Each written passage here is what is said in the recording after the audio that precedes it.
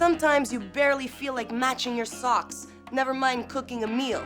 That's why it's key to have a couple of delicious fuss-free dishes in your repertoire. Now, why you wouldn't just order in when you're feeling lazy? Well, if we did that, we wouldn't have a theme, now would we? No theme, no show. No show, no shoes. No shoes? Me. Keep cooking, that's right, nothing to see here, huh? First up on Lazy Day dishes, corn chowder with spicy chili and crumbled cotija cheese. I said that right, huh? Next, penne aglio-olio-anything with chicken sausage and spinach. And finally, for dessert, a honey-infused Mediterranean yogurt parfait with spiced plums and toasted walnuts. Panos yaps about chicken sausage. We're going spack with the sausage. The spice agent reports on honey. And how Yechezkel and the honeybee have more in common than you imagine. Hans gives us the 411 on yogurt. You gotta love a versatile protein. I'm Nadia G, and this is Nadia G's Bitchin' Kitchen. It's a bit redundant, but what are you gonna do?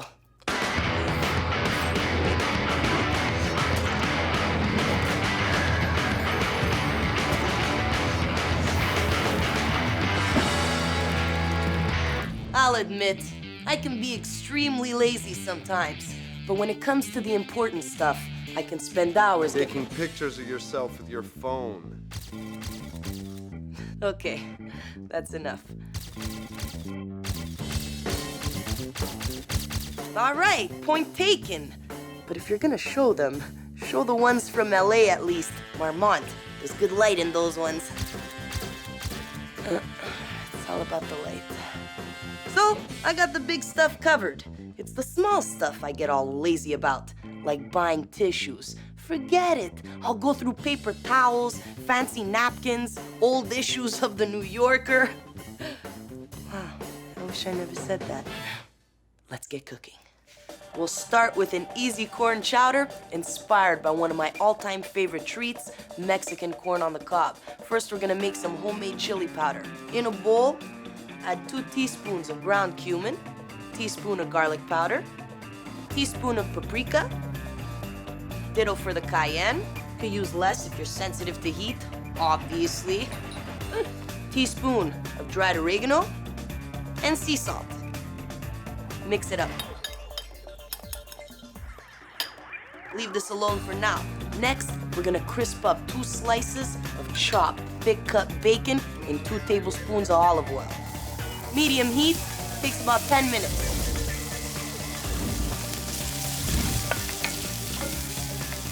Now, remove the bacon crispies and drain them on a paper towel. In this gorgeous grease, fry up 1 chopped onion.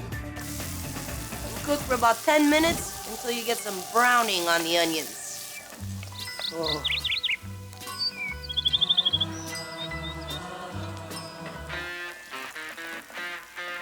Now sprinkle on 2 tablespoons of all-purpose flour and a teaspoon of our homemade chili powder. Cook this for about a minute. See, the bacon fat and the flour are gonna make a quick roux that's gonna thicken our chowder. This smells amazing already. All those spices. You got the cayenne pepper, the oregano. Okay, pour in 3½ cups of organic chicken stock, 2 diced Yukon Gold potatoes. Cut them nice and big. This way you got some good texture going in your chowder. And 2 cups of corn kernels. You can use canned, frozen, fresh, whatever pleases you, sire. Sorry, that was just weird. Big pinch of sea salt, some pepper. Bring this to a boil and then simmer on medium-low for 20 minutes. Now, most of us don't want to admit we're lazy, but you know you're lazy when you just cover your teeth in toothpaste and let sleep do the work for you, huh? or when you ask your PA to get you coffee beans because you haven't left the house in 3 days and humans give you anxiety, huh? Or like what kind of examples are these? Examples everyone can relate to when it comes to laziness. When we get back, we're gonna finish our corn chowder, and Panos is gonna yap about chicken sausage. Stay hungry.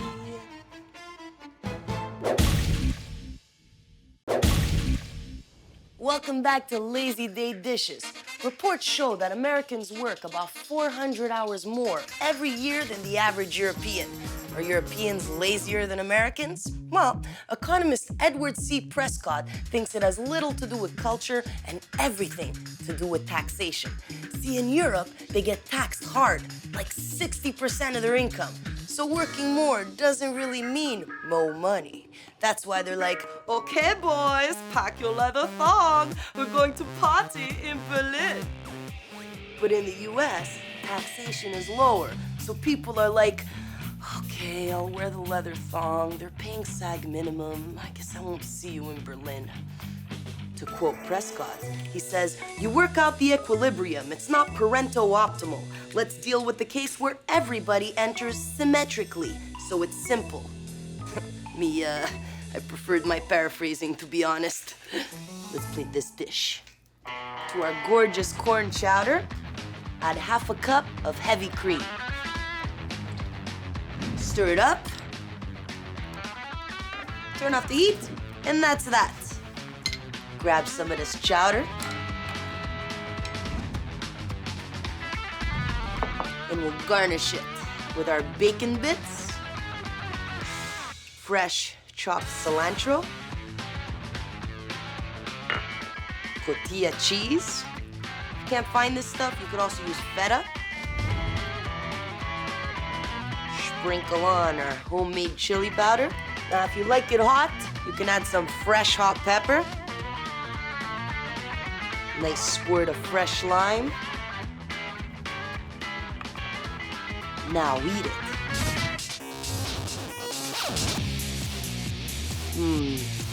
This chowder is amazing. Creamy, sweet corn. You get the tangy lime, spicy chili powder. This salty cheese. Who needs Berlin? This is like a leather thong party in your mouth. Whoa. I don't think that sounded right. Never mind.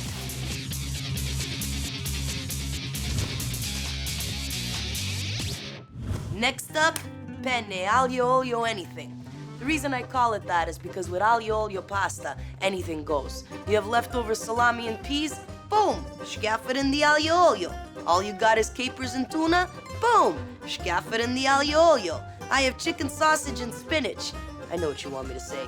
Boom! Scaff it in the aglio-olio. But I'm not gonna do it, so boil a pound of penne in salted water until al dente. About 10-12 minutes.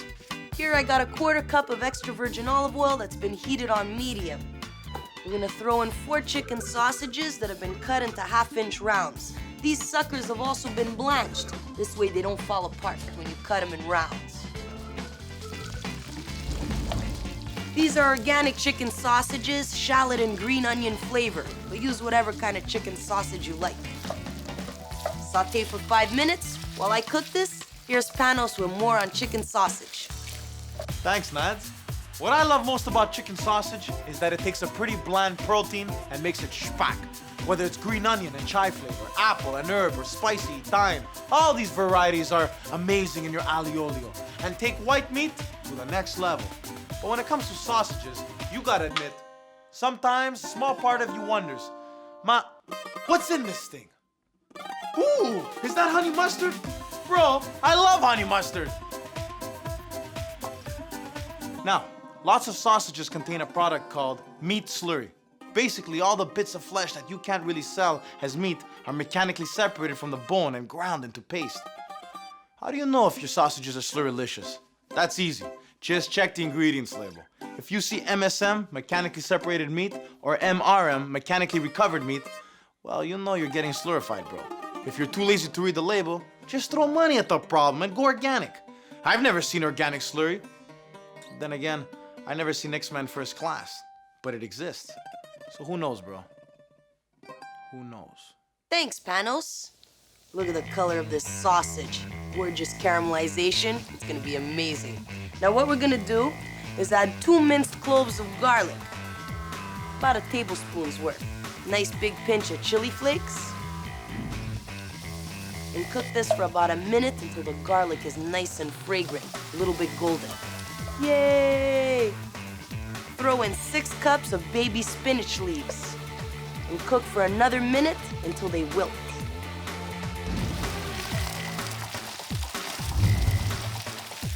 After a quick break, we're gonna finish up this penne aglio-olio-anything. Stay hungry.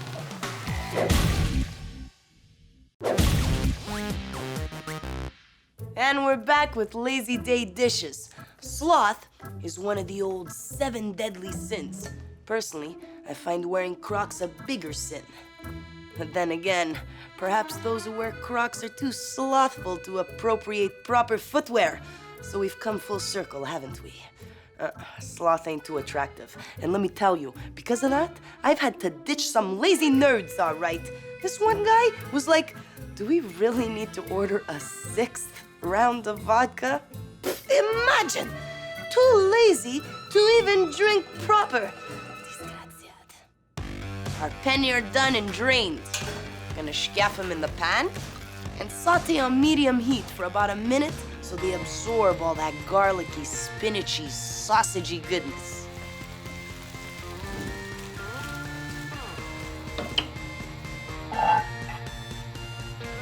See, it's only me eating, so I can pick all the good bits. Bit of freshly grated Parmigiano, and into the face hole it goes.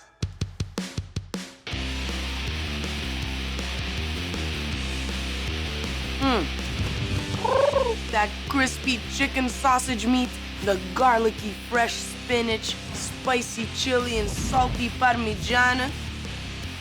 I'm telling you, even if you wear Crocs, you made me this dish. I beat you with them, steal the food, and run. That's what I do. Next up, a lazy dessert. Sure, you can grab a jar of chocolate spread and shovel it into your face like a savage. And at first, you're all like, life is good, I'm eating chocolate. Happy, happy chocolate time, yes. But then, the sugar starts making you sweat on the inside.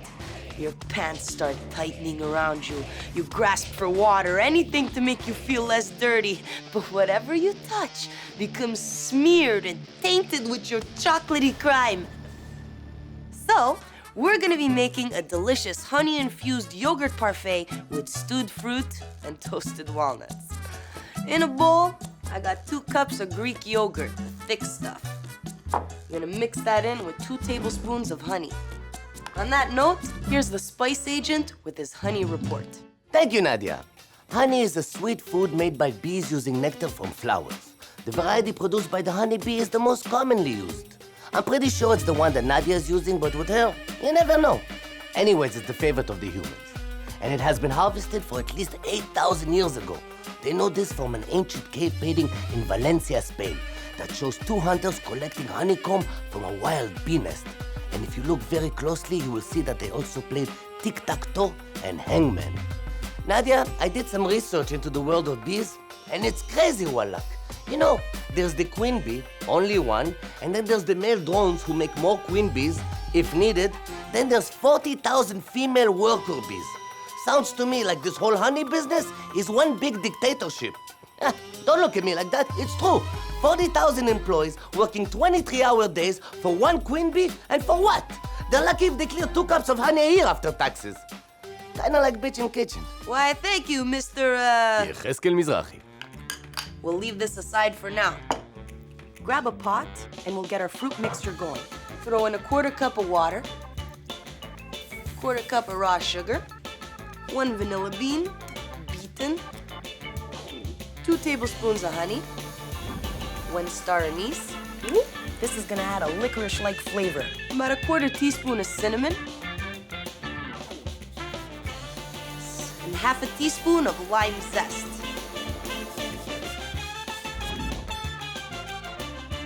We're gonna get this going on medium heat. Give it a good stir. Now add 4 plums that have been pitted and quartered, 2 peaches, also pitted and quartered. And you want to cook this for about 8-10 minutes until the fruit starts to get saucy, but it still has some bite.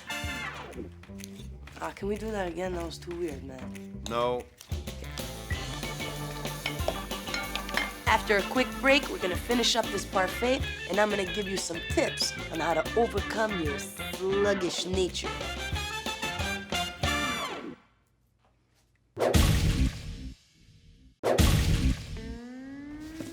Welcome back to Lazy Day Dishes.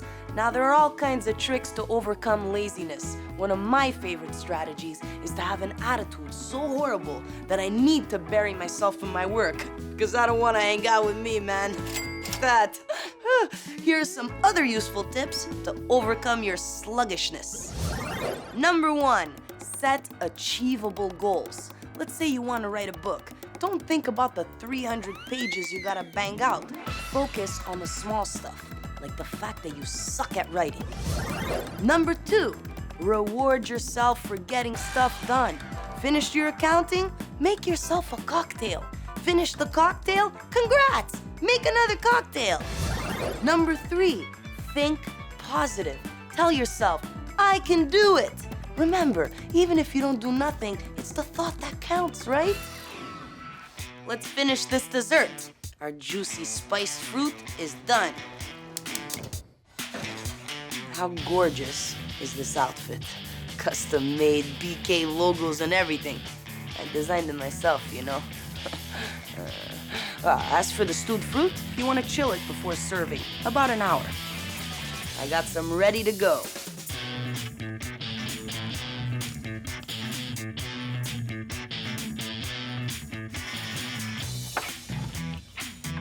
Plating time.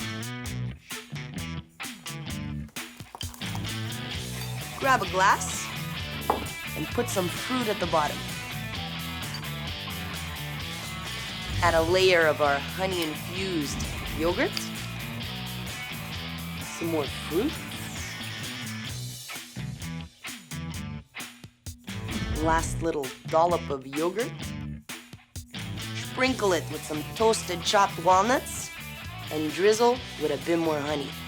It's been nerdy, this thing. Feel a bit ashamed using it.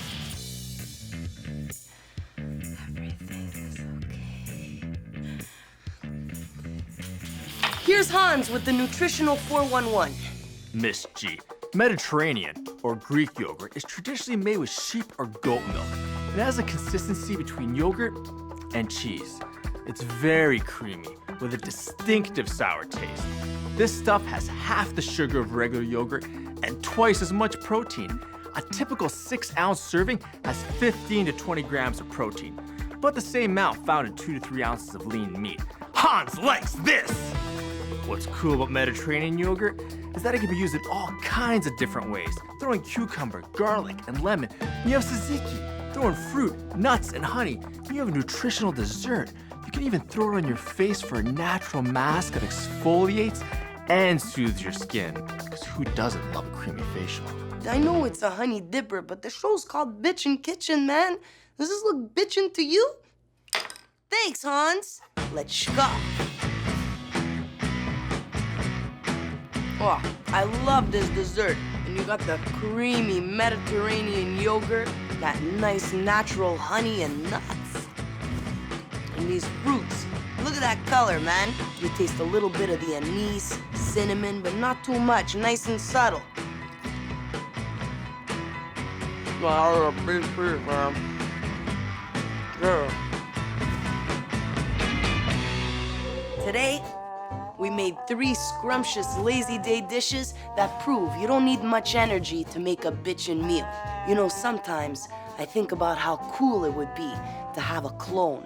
Like grow a little Nadia G that does all the hard work while I lie around in a muumuu, bickering with a greased-up model who doesn't speak English. But realistically, that's not gonna happen. The clone will eventually rebel. And when that dark day dawns, we'll have to fight to the death. Alla prossima!